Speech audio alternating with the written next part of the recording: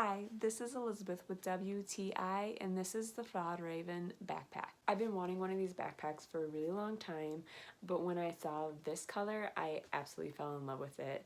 It's the Acorn Onyx Maroon color mix, and it's just so great. It has that mustardy brown acorn color to it, and it's just, the color combinations are my absolute favorite. So I fell in love with this bag, and it's very big, it's versatile, it fits so much of my stuff. I use it for everything. It really can fit so many different things in here. It has more of a canvas, as you can hear it, is more of a canvas feel to the backpack than a soft fabric, which is good. It's easy to wipe down and to move around, and I don't feel like I'm gonna snag it or rip it on everything. And I love that it has a front pocket that zips up, and it can store all of your easy to go things like your keys or your hand sanitizer, things like that. And then inside the backpack it has the pouch where you can store your laptop or some documents.